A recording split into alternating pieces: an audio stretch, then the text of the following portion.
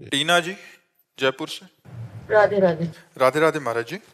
महाराज जी, क्या आप मुझे अपने जीवन के अनुभव से कुछ सीख दे सकते हैं?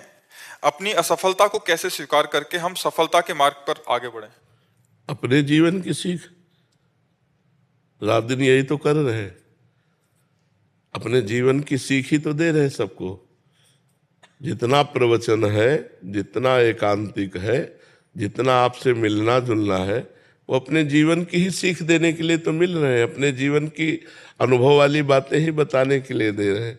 और असफलता में तभी हम धैर्यपूर्वक रह सकते हैं जब हम अपने संग भगवान को देखेंगे कि आज हम असफल हैं, लेकिन मेरे संग भगवान है जो करतुम अकर्तुम अन्यथा करतुम सर्व समर्थ है। तो असफलता में भी मुस्कुरा करके आगे निकल सकते हैं। यदि हमने भगवान को ना मानकर अपना किसी इंसान को अपना माना तो हम फिर हार जाएंगे, फिर हम क्लेशित हो जाएंगे। अगर भारी से भारी असफलता है, देखो भक्तों के चरित्र पढ़ के देखो, भारी से भारी विपत्ति है, असफलता है, लेकिन वो भगवान को अपना माने हुए हैं। एक दिन वो असफलता को रौंदते हुए सफलता में पहुंच जाते हैं।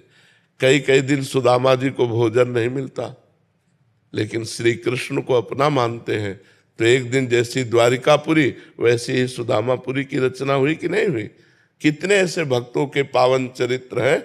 तो हमें लगता है यदि हम भगवान को अपने संग रखें तो भारी से भारी असफलता भी हम सहज में पार कर सकते हैं। जैसे आपने हमारे अनुभव के विषय में पूछा, तो बचपन से लेकर जीवन भर हम कष्ट भोगते रहे, अब भी भोग रहे हैं। कितनी परेशानियां हैं, लेकिन आपको कहते हैं 100% हम आनंद में रहते हैं। मतलब 99 नहीं, 100% हर समय हम आनंद में रहते हैं। अब ये प्रसन्नता अगर भगवान न हो तो नहीं टिक सकती, क्योंकि फिर तो परेशान हो जाए।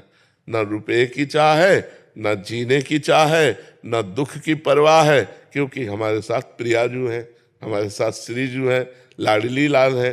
तो लाडली लाल होने के कारण नहीं तो ऐसे ऐसे कष्ट रहे हैं। कई कई दिन भोजन नहीं, जैसे काशी के घाटों में है ना, कई कई दिन भोजन नहीं, गर्मी भीषण पड़ रही है, रात्रि में शयन करो घाट में तो 2 बजे रात्रि तक तो वो बिल्कुल आग जैसे तपते हैं पत्थर, और 2 बजे उठ के बैठ जाना है, फिर नहा करके काशी विश्वनाथ जी को जल चढ़ाना, अपनी दिनचर्या करना। हर कष्ट में, हर दुख में, हर विपत्ति में, हर असुविधा में एक अपार सुख की झलक मिलती थी, क्योंकि भगवान से जुड़े हुए ना, तो उसी के कारण हर दुख को पार कर गए, हर कष्ट को पार कर गए, हर भय को पार कर गए। तो जो भी दुख भय चिंता शोक से पार होना चाहे वो भगवान को अपना साथी बना ले। आज के 15 वर्ष वाले प्रेमानंद से मिलते तो ये जो स्वरूप देख रहे हो ना, आप पहचान ही नहीं सकती कि वो बाबा ये बाबा है। यहां से फटी मार के झोली, एक कमंडल, कुशासन में शयन करना, भिक्षा के द्वारा उदर पोषण करना, किसी भी से बात न करना, 1 रुपया पास नहीं, हर अव्यवस्था को सुखपूर्वक सहा है। तो हर सफलता को असफलता में माया बदल देती है, और हर असफलता को सफलता में भगवान बदल देते हैं। तो हम माया का संग न करके भगवान का संग करें। अभिषेक जी। राधे राधे महाराज जी। महाराज जी, मेहनत और भाग्य में कौन सबसे बड़ा है? ये तो तुम्हारी मेहनत बताएगी और तुम्हारा भाग्य बताएगा। अगर प्रारब्ध पीछे का बहुत जोर का है तो तुम्हारी मेहनत कितनी भी जोर की हो सफल नहीं हो सकती। अगर प्रारब्ध कमजोर और मेहनत जोर की है तो प्रारब्ध को रौंद के निकल जाएगा, लेकिन वो मेहनत होगा भजन। जो प्रारब्ध को रौंद सके वो होगा भगवान का भजन। नहीं तो प्रारब्ध को मिटाने के लिए प्राकृतिक कर्मों के द्वारा प्रारब्ध नहीं मिटाया जा सकता।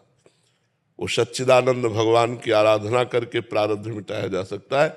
नहीं तो प्रारब्ध इतना बलवान होता है कि कोई देखो कितना भी पढ़ा लिखा हो, ग्रेजुएट है, नौकरी के लिए घूम रहा है, हर जगह असफल हो जाता है।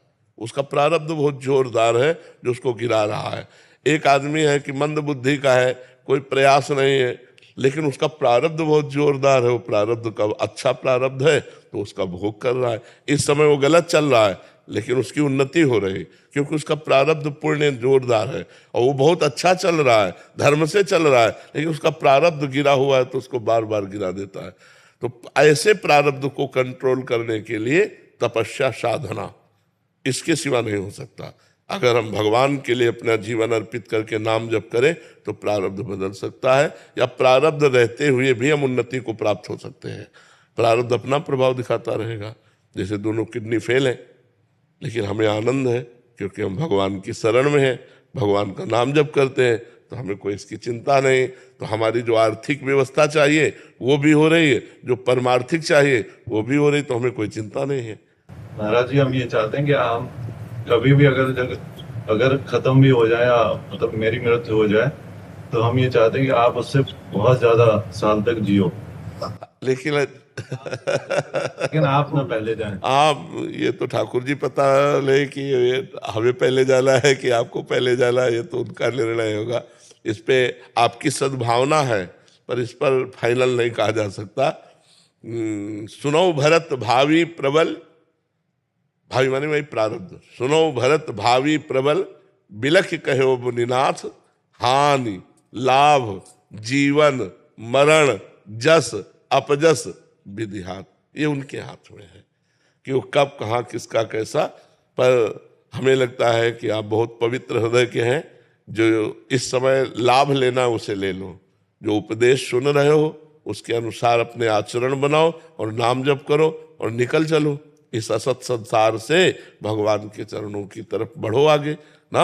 हाँ, संत संग का यही फल है कि संसार का असत संग त्याग करके भगवान की प्राप्ति कर ली जाए। साधु समागम का यही फल है कि हमें भगवान प्यारे लगने लगे, उनका नाम प्रिय लगने लगे, गंदे आचरणों से घृणा होने लगे, तो समझो संत समागम हुआ है। तो बड़ा सुंदर भाव आपका है, इस भाव का लाभ लो, भगवान का नाम जप करो और जीवन को पवित्र बना लो। जीवन को अपवित्र ना होने पावे, कलंकित ना होने पावे, कोई ऐसे गंदे कार्य न हो जिससे खुद जलो और अपने प्रियजनों को जलना पड़े। ऐसे आचरण करो कि आप सुखी रहो और आपके संबंधी